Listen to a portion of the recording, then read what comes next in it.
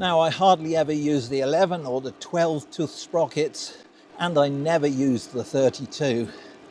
So effectively, I was riding an 8-speed 13 to 28 cassette. I thought, I'm wasting gears here, so why don't I convert some of those gears that I'm not using to gears that I will be using? And I can put those in between some of the other sprockets and therefore get gears that are closer together.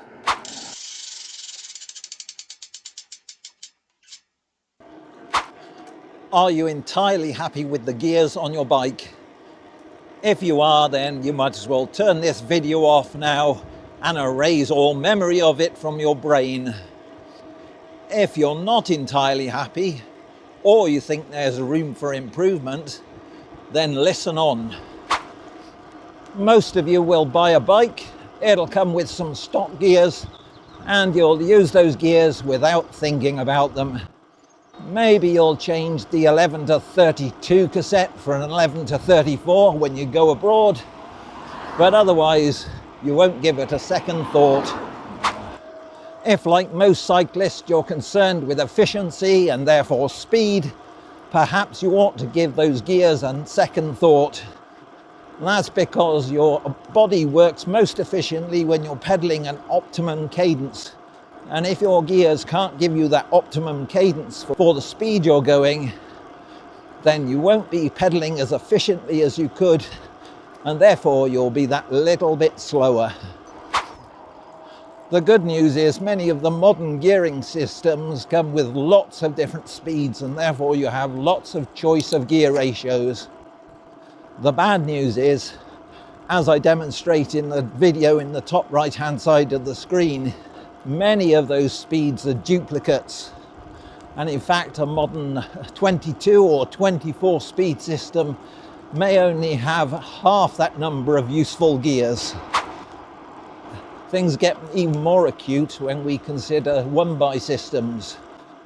You may have 11 or 12 speeds, however those 11 or 12 speeds cover a vast range of gear ratios, and many of the jumps or gaps between the gears can be very large indeed. In some of my earlier videos, I've shown how selecting appropriate chain rings and reconfiguring the cassette can give more useful ratios. However, most of those were for 2-by systems. Today I'm going to take a look at my Specialized Turbo Vado, which has a 1-by system on it. And I'm going to reconfigure the cassette in order to give me a better set of gear ratios for what I want. So let's go over to my Turbo Vado and see how I'm changing the gears. In almost all ways, my Specialized Turbo Vado that you can see here is great. However, if I had to offer one criticism of it, it relates to the gears, or rather the gear ratios. Like many bikes these days, it's fitted with a 1-by gear system. That means it's only got a single chainring at the front, but you have a wide range of sprockets at the rear, as shown here. Now my Vado has a 48-tooth chainring at the front and a 42 down to 11-tooth cassette on the rear. The thing I don't like about that is it forces large jumps between some of the gears, and I made a video about that in the past that you can see in the top right hand corner. With a 48-tooth chainring and an 11 sprocket on here, that gives me a gear that I would hardly ever use, so the size of that gear is superfluous. And for that reason, in an earlier video I tried to exchange this 11-tooth sprocket for a 12-tooth sprocket. That meant that last gear jump was much smaller. However, in practice I ran into a problem. I couldn't get the splines on this sprocket to connect to the splines on the cassette. So unfortunately I couldn't implement that. So I had to go back to that 11 sprocket. That still left me dissatisfied. I really didn't need the size of the gears that this cassette was offering me, and I really didn't like the size of the jumps between those gears. So I did some analysis. I examined the gears that I have and experiment with new gears using gear charts like these. There's a link to a video that explains these in the top right. This shows the number of teeth on the chainring and the number of teeth on each of the cassette sprockets. Most importantly, between the gear ratios, it shows the size of the step between the gears in terms of percentage. This chart shows the stock cassette that came with my Turbo Vado. It goes from 42 teeth down to 11 teeth. That gives me gear sizes, in gear inches, from 31 to 118 inches. At some point I'd like to do something about these low gears, make them a bit lower, but for now I'm going to concentrate on the higher gears or the smaller sprockets. On this stock cassette, that gives me a top gear of 118 inches. That's much larger than I want or need. I tend to aim for something around 90 gear inches. The 11 and 13 sprockets are superfluous for my needs. Just as important for me is the jump between the 11 and the 13 sprocket is 17%, and the 13 to 15, 14%. For most of these higher gears, the jump between the ratio is around about 15%. That's about twice as large as I would really like. The aim of modifying this cassette is to firstly eliminate those superfluous high gears, but also to push them closer together so the steps between the gears are smaller. I achieve this by changing some of the smaller sprockets. So the modified cassette went from 42 teeth down to 14 teeth. This included changing some of those intermediate sprockets. That 48 tooth chainring matched to a smallest 14 tooth sprocket gives me a largest gear of 93 inches, which is about what I was aiming for. More importantly for me, between those higher gears, the percentage jump between the gear ratios has been reduced. From the 21 sprocket, which gives 62 gear inches, to the highest gear ratio, the steps between them are around about 10% or less. That's a bit bigger than I would like, but it's an improvement over the stock cassette. Well, that's enough of the theory. Let's get on and modify the real cassette. I got hold of a 14 tooth sprocket from a 9-speed cassette. Unfortunately, it still wouldn't engage with the freewheel because the back was completely flat. I had to go back to the drawing board. I did find a 10-speed cassette, which I cannibalized, that started with 14 teeth. However, on the back of this cassette sprocket, there were some small projections which would fit into the 15-tooth sprocket. That solved the problem of the 14-tooth sprocket not engaging with the rest of the cassette. I removed some of the SRAM sprockets and replaced them with the cannibalized Shimano cassette sprockets.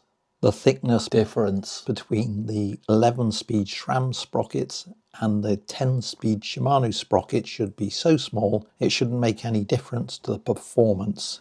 However, I'll test that later. I removed the lock ring and the original SRAM 11, 13 and 15 sprockets. So now the smallest original sprocket has 17 teeth, and now I can put on the 10-speed sprockets, a 16, 15 and 14 tooth. I've decided to put one of these aluminium lock rings on. That's because they have serrations on that will engage with the serrations on the 14-tooth sprocket and therefore prevent it from unscrewing itself. Right, I need to put this on the bike now, reattach the chain, and I can take it for a test ride.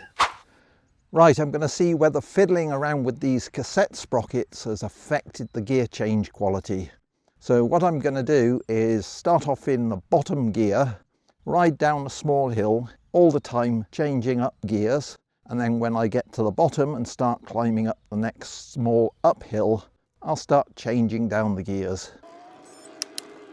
Up, up, up, up, up, up, up. Oh, it's quite windy.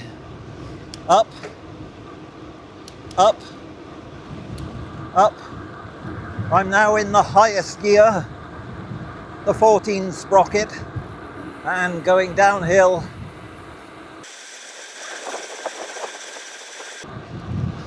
I'm now at the bottom of the hill doing 40 kilometers an hour.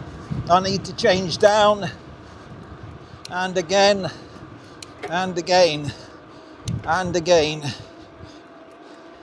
Okay, I'm probably in as a lower gear as I need to for this particular hill. However, as I'm testing out the gear changing, let's go right the way down to the 42 sprocket. That's it. I'm in the lowest gear, pedaling furiously. Change up again, up again. Gear changes are all pretty good. Not the snappiest in the world, but perfectly adequate for this big, heavy touring bike. In particular, the sprockets that I changed don't seem to have affected the quality of the gear change. I don't expect you to copy the gears that I've put on this big, heavy touring bike. Your bike, your riding style and your riding scenarios will be different to mine, but if you think about your gears and give it due consideration, then my job here is done. After considering your gears, if you think that they're not quite right or could be improved, then you could use this video as a template for making those improvements. I'll just go through some of the thinking that I applied to this particular bike, and hopefully that will help you too. As this is a touring bike, I actually want quite low gears. My lowest gear on here currently is a 48 tooth chain wheel and a 42 tooth sprocket. Now that's probably not quite as low as I would like. So in the future I'll consider putting a 44 tooth chain ring on the front. At the other end of the cassette, my smallest sprocket is 14 teeth. That gives me a top gear of about 90 something inches, which is just about perfect for a touring bike. More importantly, it's allowed me to eliminate a couple of the gears that I would probably not ever use. And I can relocate those gears. That gives me a narrower range of gears with the sprockets that are closer together, and therefore the jumps between the gears are smaller. That allows me to find a cadence that I'm more comfortable at for a particular speed, which should make the bike and myself slightly more efficient. Those gears that are closer together are particularly important when I get to the higher gears, and I'm more likely to use those when I exceed the cutoff speed for the e-bike, and that's where I particularly need to be more efficient. But some people will say you've lost those big gears and therefore you won't be able to go as fast. There is some truth in that, but I would respond by saying think about the bike, how you're going to be using it, and your own capabilities. On this Specialized Turbo Vado, for instance, it's big and it's heavy. It's not really designed for riding fast. I'll also be using it for touring, where the top speed is not really an issue.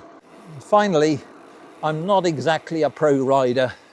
I don't have the physical capability of pushing those big gears other than when I'm going down hills. And if I'm going downhill on this touring bike, to be honest, I would rather just freewheel.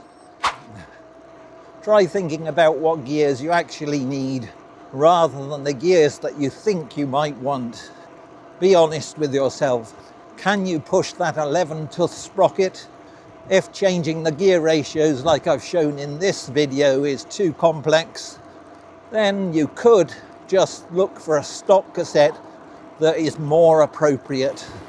So overall, reconfiguring the cassette has gained me a lot and lost me very little. Why don't you go away and think about your gears? However, before you do that, please consider giving this video a thumbs up, and if you enjoyed the contents or found it useful, then consider subscribing. From me, until the next video, it's goodbye. In this video I looked at reconfiguring the 1x gearing on my Specialized Turbo Vado to make it more appropriate for the style of riding for which I was going to use the bike, touring. Mostly I concentrated on the higher gears, reducing the size of them, and particularly reducing the size of the steps between those gears by changing some of the smaller cassette sprockets. Although the higher gears were now lower and more closely spaced, it didn't do anything for the gears in the centre of the cassette. Some of these still had gear jumps of around 15%. I used my gear charts in order to examine what further changes I could make in order to reduce the gear jumps in the centre of the cassette. And this is what I came up with. If I change more of the larger original cassette sprockets, here shown in yellow, I can get these gear ratios. Now most of the jumps between the different gear ratios are 11% or less. However, this is at the expense of the jumps between the lowest 3 gear ratios, which are now around about 20%. I don't mind this. In fact, I find it preferable. Now all I have to do is get a 21, 23 and 34 replacement sprockets. The 21 and 23 are quite easy. In fact, I've already bought those off of AliExpress. The 34 cassette sprocket is a bit more elusive, and I'm still trying to find one. I take that back. While trying to find a picture of one on AliExpress, I found a 34 sprocket. I put it into my cart and I'll be buying it later. That means I'll have all the parts to rebuild this even better 1x cassette. Looks like I'm good to go. Congratulations if you made it this far. You can subscribe by clicking on the 5-minute Velo roundel now. Here are some of my previous videos that you might also find interesting. I'll be more than happy to try and answer any questions that you pose in the comment section.